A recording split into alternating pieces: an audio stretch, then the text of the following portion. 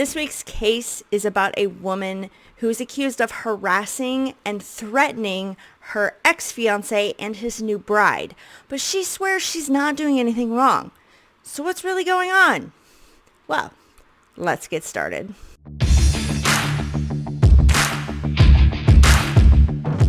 Hello everyone, my name is Brandy, and every Friday I bring you a true crime case or mystery with one or more of my fabulous felines. If you are a returning subscriber, welcome back, my feline friends, and a big shout out to my feline fans who help support this channel.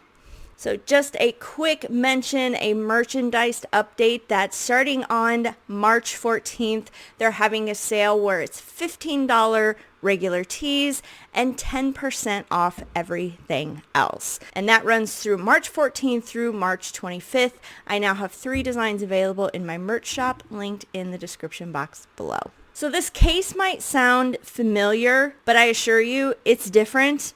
And this one doesn't involve a death. Whew. Michelle Hadley was a 29-year-old grad student in Ontario, California. Now, Michelle would explain herself as kind of like a bookworm or a nerd and never really got into the partying scene growing up. Now, Michelle was married to her high school sweetheart, but unfortunately that marriage ended up in divorce. So in 2013, Michelle found herself a single lady, and that is when she met Ian Diaz. Now, Ian Diaz worked as a U.S. Marshal, and they met in a coffee shop and started dating soon after. The couple would continue dating for a year, and that's when Ian would pop the question, and Michelle accepted. Now, the relationship was fine until they got engaged. After they got engaged, Ian seemed to change. Ian would start pressuring Michelle to dress sexier, wear crop tops, show some skin, wear acrylic nails, and he wanted her to get her belly button pierced. Michelle stated that Ian became emotionally abusive and very controlling, that he even had all the passwords to her social media accounts and would check them regularly. Ian would even get involved in Michelle's career and pressure her to take a job that paid $20,000 less. Now, Michelle would say later that she believed that Ian forced her to take this job because he had a lot of friends at this job and they could keep an eye on her. Now, despite the issues, Michelle and Ian would end up buying a $400,000 condo together. But shortly after that purchase of that condo, things got really bad. In the summer of 2015, Michelle decided it was time to leave Ian. Michelle stated that the last straw came when Ian had constantly pressured Michelle to have sex with another man while he watched. Now, he had pressured Michelle pretty much since the start of their relationship, and she had always said no. Well, she got tired of him pressing and decided just to give in to make him happy. So she thinks Ian found this random guy on Craigslist in the personal section. Michelle stated that she took some shots, she got a little tipsy just to get through this encounter. And she said that instead of Ian just watching, he actually videotaped everything. Now, the next morning, Michelle woke up and she just said she had so much regret in what she did and then remembered that Ian videotaped it. So she went to Ian and asked Ian, could you just delete that videotape and let's pretend it never happened? Well, Ian's response was allegedly, no one put a gun to your head, and no, I'm not deleting the videotape. So finally, Michelle had told Ian that she had had enough and that she was leaving. Ian went on a tirade, even attacking Michelle and pushing her down on the bed. And then he went on a tirade of how that he just knew that she was cheating on him and demanded the engagement ring back. Michelle did give the engagement ring back to Ian. She packed what she could in her car and she fled the condo. Now, Michelle was still attending college to get her master's degree, And even after leaving Ian, she was still scared of him. So she talked to campus security, and he was actually banned from the property. Michelle stated that she feared Ian because he was a U.S. Marshal and he had a lot of guns. Now, unfortunately, Michelle's name was still on the condo, so she was paying half the mortgage even though she was no longer living there. The couple would go to court over the mortgage because Michelle was just trying to get her name removed from the mortgage. That caused a lot of fights, and the same month that Michelle had left Ian actually filed to have a restraining order taken out against Michelle, but it was never approved and it was dismissed 3 weeks later. Now, by the end of 2015, of court dates and everything over this condo, the agreement was finally settled that Ian would assume full ownership of the condo and take over the mortgage and remove Michelle's name from it.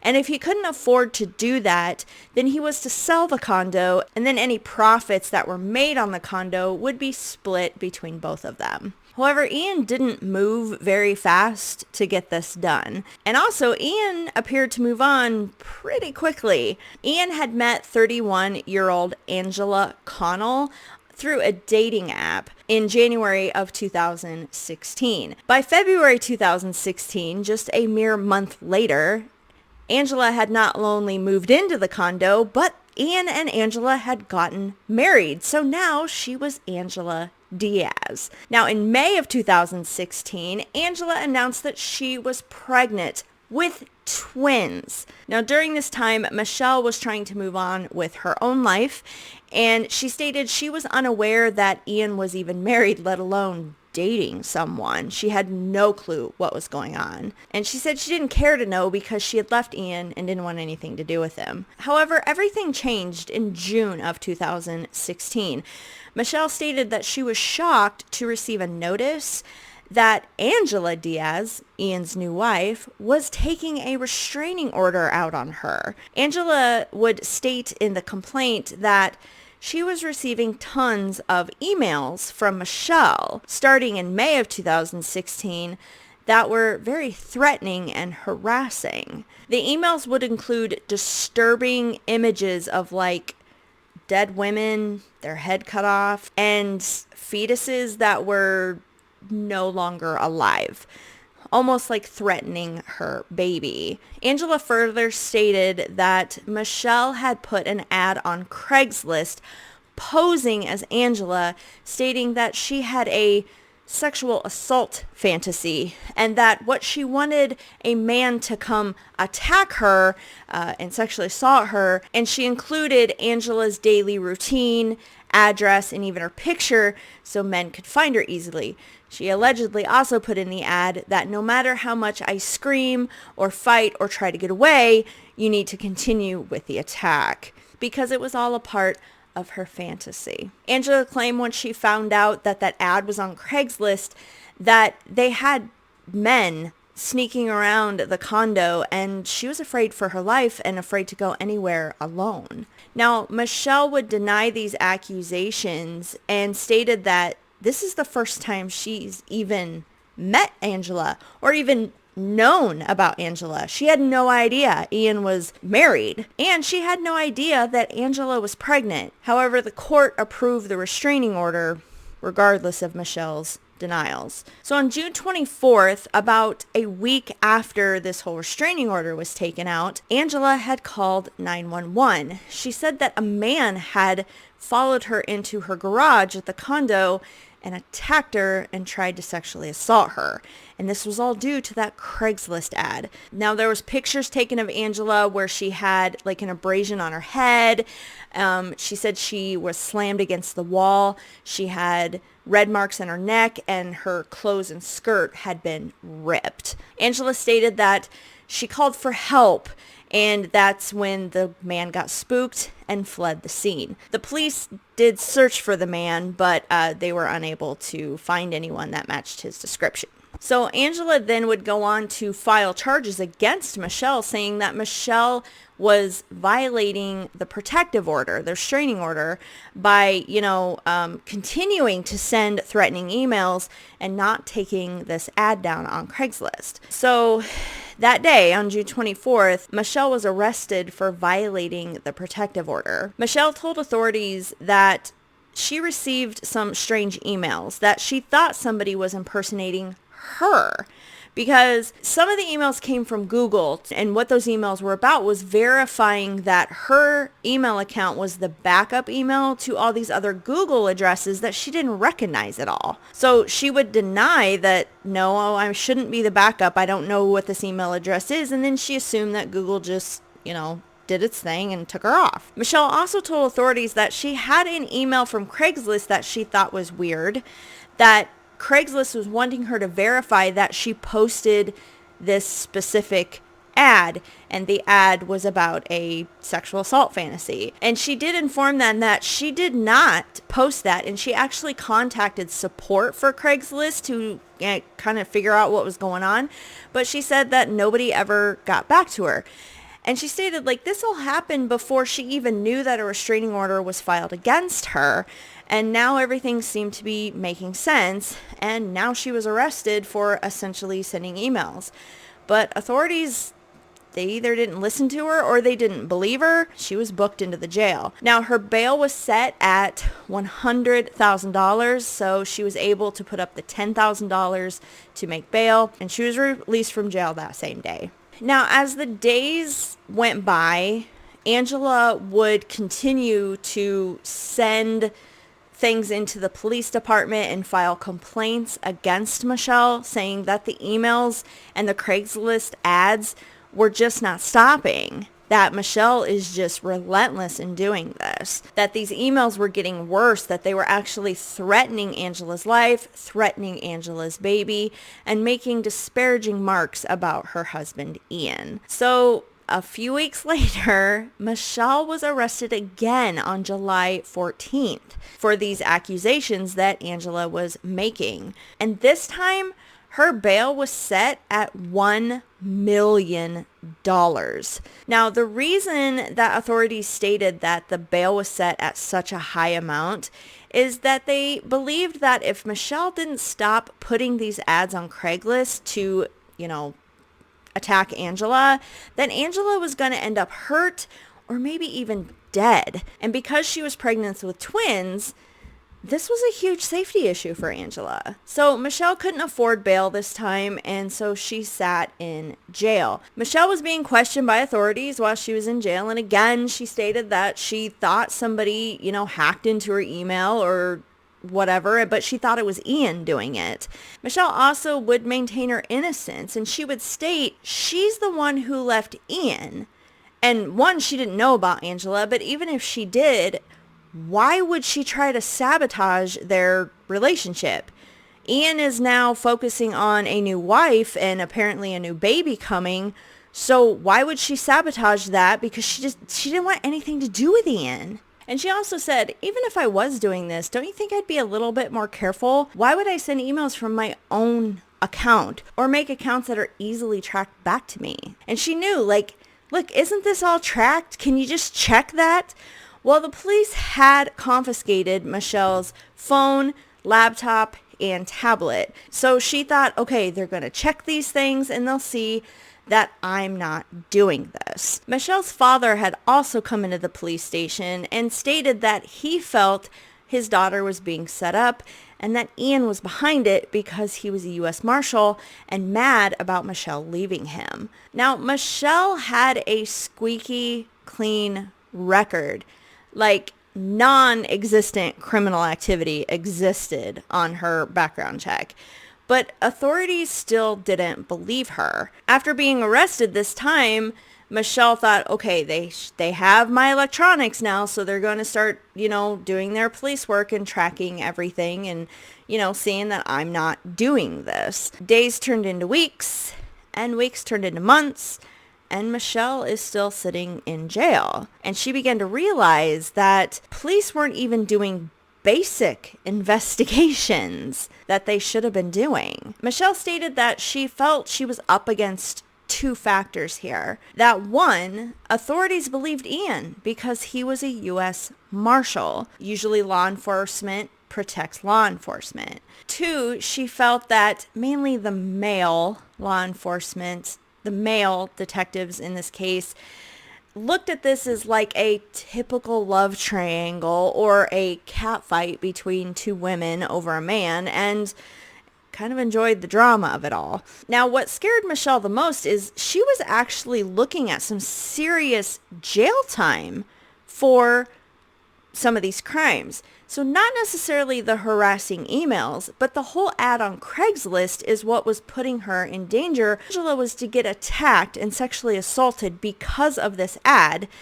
That was considered a sex crime. So Michelle's parents helped to get an attorney for Michelle. The attorney pressed law enforcement to, finally do some basic investigation. Can you just do your job? They've done very little investigation and had very little documentation of what they've done. So Michelle's attorney was like, you either going to do this or you're going to release Michelle out of jail. The police then started, they did some IP checks the first time Michelle was arrested, and we'll get back to that. But this time they really started diving into, where are these IP addresses coming from and all that stuff. And what they found out was that whoever was sending these emails was using a VPN. Now, a VPN is a virtual private network. And what it does in a nutshell is it masks who you are and where you're really located, which then this led authorities to believe that Michelle was doing this because she was using a VPN, probably on somebody else's electronics, not her own. Because she said that the first time she was arrested, right? Wouldn't I cover my tracks better if I was doing this? So unfortunately, her comments came back to bite her in the butt. So it's about 2 months later, Michelle's still sitting in jail, and Michelle's parents are doing whatever they can to try to help their daughter and prove her innocence. And they get some information that begins to turn the case around. So the condo that Ian and now Angela had lived in, it's in a more, upper class side of town. So there's a lot of cameras where, neighbors have like the Ring doorbell, the security cameras, their CCTV, all of that stuff. I couldn't find exactly how Michelle's parents came to this information, but they were told that the night Angela had filed the police report saying that she was attacked in her garage by a strange man, that if they were to pull any security footage from that night, they would see that no attack happened. So police go and pull this footage from the night of Angela's police report. And what they see is nothing. Nobody's sneaking around the condo.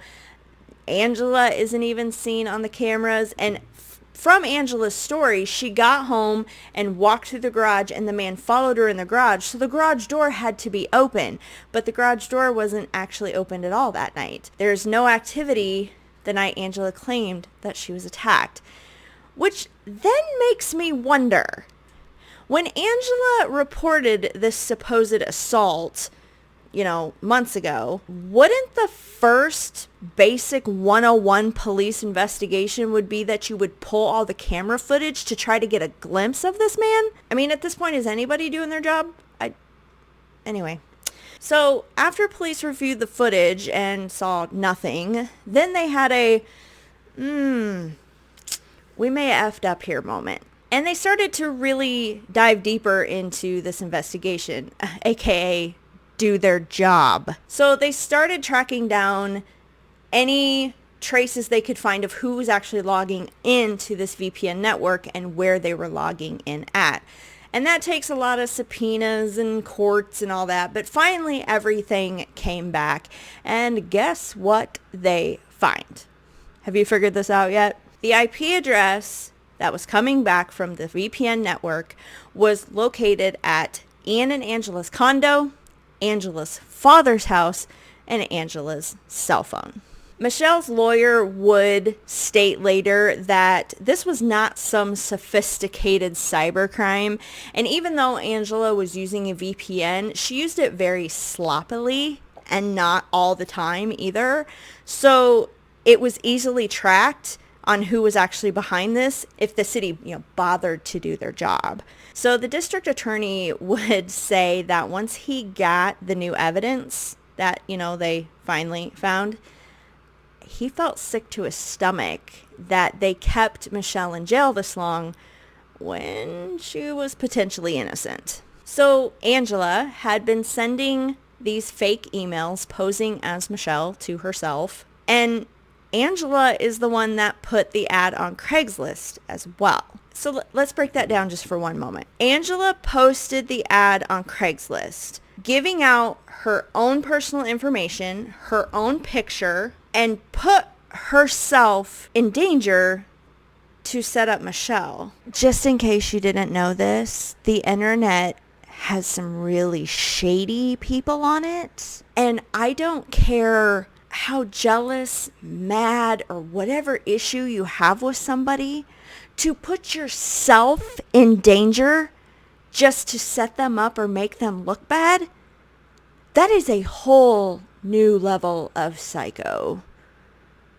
I told you this case was very similar to the one I covered before. Carrie Farver, Liz Goyler, ring a bell? Here, you can watch it here. Okay, so it is now September 30th, 2016, and Ian himself comes into the police station and wanting to speak with detectives. Now, mind you, Michelle is still in jail at this point, okay? So Ian starts telling a story that he knew for a fact that his new bride, Angela, sent all these emails, put the ad on Craigslist to set up Michelle, and that he recently had caught Angela in a lie and found out, Michelle was not behind all this. It was all Angela. What a coincidence, Ian. You find this all out when they track all the IP addresses? Wow. He continued to say, but Angela's lies did not stop there. Apparently, Angela was pregnant back when Ian and her first got married in February. But because Angela did not know who the father was, whether it was Ian or her ex-boyfriend at the time, Ian had asked her to end it, terminate the pregnancy, because he didn't want to raise somebody else's kid. But what was in the records at the authorities is that Angela, when she first complained that, Michelle was harassing her, that she was so distraught by the harassment that she had a miscarriage. That's what she told authorities. So Ian was setting the record straight months later. That timeline is all off anyway, because the alleged harassment from Michelle started at the end of May of 2016. And that's when Angela announced she was pregnant with twins.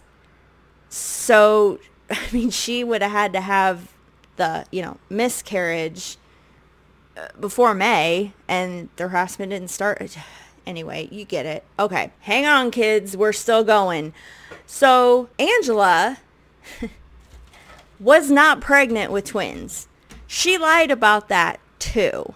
Angela had gone online and bought sonogram photos where they where they would put her name and date on it. So, and then she apparently doctored a home pregnancy test to fool Ian. Now, the authorities looked further into Angela's past at this point, about time, and she was a habitual liar and a con artist. Okay, so Ian claimed that Angela would tell him that she had jobs that she didn't really have. She also had told Ian that she had cancer earlier in life, and so she was still, getting treatment for that apparently, and that was a lie. She had faked doctor's notes and all this stuff showing, her treatment and her pregnancy with twins too. She stole $200 from her real employer that she was working for, which apparently she wasn't making much money. And she was also in a possession of a forged check for $950 as well. I don't know when, but at some point in the research, it said that she pretended to be an attorney. Okay. And unsurprisingly, they also found when they were looking at Angela's electronics and everything that Angela also impersonated another ex-girlfriend of Ian's. So was that a practice run, or I don't know. Anyway, so now the police really have, from Ian's mouth himself, Michelle is innocent. So after Ian told his story to police, it took an additional week for them to release Michelle out of jail. Why did it take a whole week? Like, what? I don't expect, 10-minute turnaround, but Jesus, can you give her a day turnaround? This is ridiculous. So Michelle ended up spending 88 days in jail total for something she didn't do. She ended up losing her job. She lost her apartment because of these charges, and she had to drop out of school because, she's in jail. So now that Michelle was finally released, her hell wasn't over. The police told Michelle to stay quiet about everything because they hadn't arrested Angela yet. This means that they also hadn't come out publicly to state that Michelle was innocent, nor had they dropped the charges on her. And even though they knew by now that Michelle was, innocent, they still made her wear an ankle bracelet so they could track her location. Let's just pour salt into that wound, shall we? Really? So Michelle, glad to be out of jail, just tried to be patient, right? These things take time. Not that much time, but these things take time. But after 3 months of wearing an ankle bracelet and Angela still not being arrested, Michelle got fed up. She approached prosecutors and told them, look, if you're not going to do something soon, I'm going to go to the press and I'm going to tell them about your shoddy police work and how you violated my civil rights. So authorities then got on their horse and they ended up arresting Michelle in January of 2017. 3 days later, they made a public announcement of Michelle's innocence and finally officially dropped the charges on her. Now, during this public announcement, the authorities, they stated they used painstaking cybernetic investigative work to crack this case and figure out that Michelle was really innocent the whole time. And it was so hard because Angela was so smart. Oh, please. It was already proven that Angela was sloppy in this. So, that's the police just trying to cover their tracks. Can you imagine being Michelle in this situation? I'm imagining this public announcements is them on the courthouse steps or them on the police, out in front of the police station. And Michelle standing right beside them as they publicly announce that she's innocent. And then once they say, this painstaking cybernetic investigative work that we're so good at. Y'all, I don't think I could have just stood there and smiled. I would have been like, are you kidding me right now? I may have gotten violent. So Angela, who's now finally arrested, she ended up being convicted of 32 charges, including 10 felonies, 2 counts of kidnapping and false imprisonment, possession of forgery items, and committing forgery acts. She also was charged with 21 misdemeanors, including reporting false crimes and filing false police reports. Now, Angela was looking at up to 12 years in prison for these crimes, but ultimately she was sentenced to 5 years in a minimum criminal work facility. So, yeah, 5 years compared to Michelle, looking at life in prison for her crimes. But yeah, 5 years. That's what she got. During the sentencing, Michelle gave a victim impact speech. And, she just stated that her life had been torn apart. She lost her job. She lost her apartment. She ran through her money. She experienced trauma because the prosecutors in the beginning had told her that, she's convicted of posting this Craigslist ad. She would have to register as a sex offender because it was a sex crime. At that point, Michelle had kind of broke down during her victim impact speech and cried a little bit. And Angela over there in her defensive table seat started laughing when Michelle was crying. So obviously she had remorse. 5 years. Okay. Ian would end up filing for divorce from Angela in April of 2017. And speaking of Ian, his timing of going to the police, that was spot on. He just happened to find out Angela was guilty of everything after the police already figured it out, but whatever. And after speaking to the police, he was never questioned again about it. And at the time, the police said, we have no evidence that he was involved. Well, the IP addresses were coming from your condo, so how did they prove it was just Angela and only Angela? So, in 2018, Michelle filed a lawsuit. The lawsuit was against the city police department, the city of Anaheim, specific investigators in that department, and also Ian Diaz himself. Michelle's lawsuit states due to police protecting each other because Ian was a U.S. Marshal, or in thinking that this was just a typical love triangle and not really doing any police work to prove either party right or wrong, that her civil rights were violated and she was falsely imprisoned. She also was claiming that Ian was the one behind all this. He was the mastermind and just used Angela. In May of 2021, Michelle did accept a settlement from the city for a undisclosed amount. And apparently her and Ian are working out a settlement between themselves as well. Now, Michelle did say that while she was sitting in jail, Ian did end up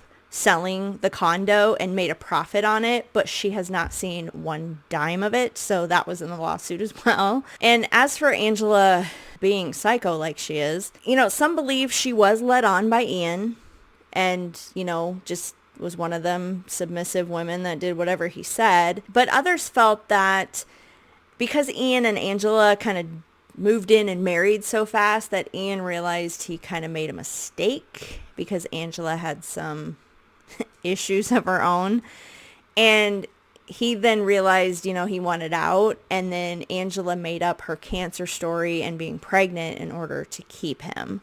And then made up all this drama with Michelle to, make Ian feel sorry for her. Now, Michelle said that she always thought Ian was 100% behind this and used Angela because, one, he was bitter that she left him, and two, he did not want to give her any money from the sale of the condo because she knew he couldn't afford it by himself. Now, because of Michelle's lawsuit, however, Ian was put on administrative leave from the U.S. Marshals as of May 2021. And apparently they found some evidence that Ian was involved in this. So he was charged with being a part of this whole plot. And he is looking at up to 5 years in prison for it as well.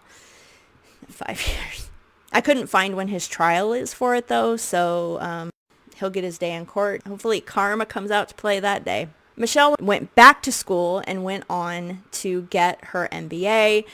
And she moved from California to New York to be closer to her sister. And she has a great job in marketing there. She has become sort of a cynic. She finds it hard to trust others, which of course makes dating hard. When she meets new people and they either recognize her name or recognize her and want to ask her about her experience, she tries to put a positive spin on it, saying that this whole thing has made her stronger. Michelle said that she got plenty of apologies from the police department and the district attorney, and she has stated that, I appreciate those apologies, but the apologies do not rebuild your life. And the apologies don't undo the damage that was done. Now, another big WTF moment in this whole case is that Michelle's attorney was able to get documentation that the police did do a little police work in the beginning. So when Angela first filed a complaint on Michelle that she was getting harassing emails, the police did run some IP address checks, and 21 of the emails came back to Angela and Ian's condo. This was before Michelle was arrested the first time. They knew The IP addresses were coming from the condo, and they arrested Michelle anyway. So the police either chose to ignore that information, or they just didn't care because, like Michelle said, they were protecting one of their own in Ian. I am really disappointed with this police department, and I hope they've learned their lesson. I'm not that person that looks at police and automatically doesn't trust them. That's not me. I do back the blue. But I'm not naive to think that corruption and bad seeds don't happen. So just be smart out there. I'd love to hear what you think in the comments down below. If you would like to become a feline friend, simply hit that subscribe button.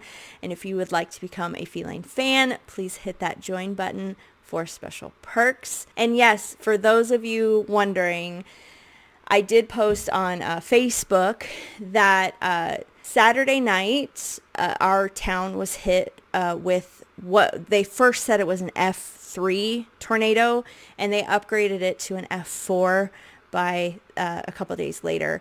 It was a very, very, very large tornado. Here's a picture of it. It was less than a mile from our house. It was very scary, but luckily we did not get any damage. Everybody's okay in the Canceller Kitties household, but unfortunately, there was dozens of houses that were affected. We did have fatalities, unfortunately, and 2 of them were children under the age of 5. So please keep them in your thoughts as well, and we'll see you next week. Bye, guys.